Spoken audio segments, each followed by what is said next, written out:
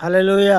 దేవుని బిడ్డలారా, యెహోషువ గ్రంథంలో 6వ అధ్యాయము 20వ వచనంలో మరి దేవుడు యెహోషువతో చెప్తున్నాడు, మీరు రోజు ఒకసారి 7 దినములు 6 దినములు తిరగండి ఎరుకో చుట్టూ, రోజుకొకసారి. 7వ దినమున మరి నేను చెప్పినప్పుడు 7వ దినమున 7 సార్లు తిరగాలి. తర్వాత నేను చెప్పినప్పుడు మీరు ఆర్భాటంతో కేకలు వేయాలా, యాజకులు బూరలు ఊదాలా అని చెప్తాడు. ఆ ప్రకారమే 7వ దినమున యాజకులు బూరలు ఊదిండ్రు, ప్రజలందరూ కూడా కేకలు వేసిండ్రు. కేకల శబ్దంకు మరి ఆ యొక్క ఎరుకో గోడలు పడిపోయినట్టుగా అక్కడ గ్రంథంలో రాయబడి ఉన్నది.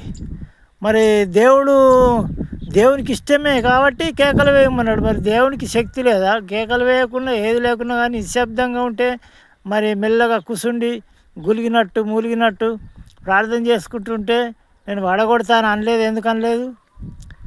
బుద్ధి జ్ఞానం ఉన్నోళ్ళు అయితే కేకలు వేసుడు దేవునికి ఇష్టము, దేవుణ్ణి ఘనపరచుడు, అరిసి దేవుణ్ణి మహిమపరచుడు దేవునికి ఇష్టం. కాబట్టి ఆయన చేసిన అద్భుతాలు ఆశ్చర్యకార్యాలు ఇంత అంత కాదు కదా.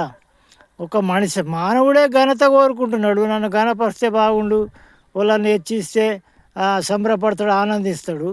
దేవుడు మరి అలాంటిగా కోరుకోడు. ఇంత చేసిన దేవుడు, సమస్తాన్ని సృష్టించి మన కొరకు పానం పెట్టి తిరిగి లేచిన దేవుడు, ఆయన చేసిన మేలు ఇంత అంత కాదు. మరి మనం వర్ణించలేము, వివరించలేము. హల్లెలూయా. మరి కేకలు లేవు, అది తప్పు ఇది తప్పు అనేటోళ్ళకు బుద్ధి జ్ఞానం ఉన్నట్టేనా? అర్థం చేసుకోవాలా.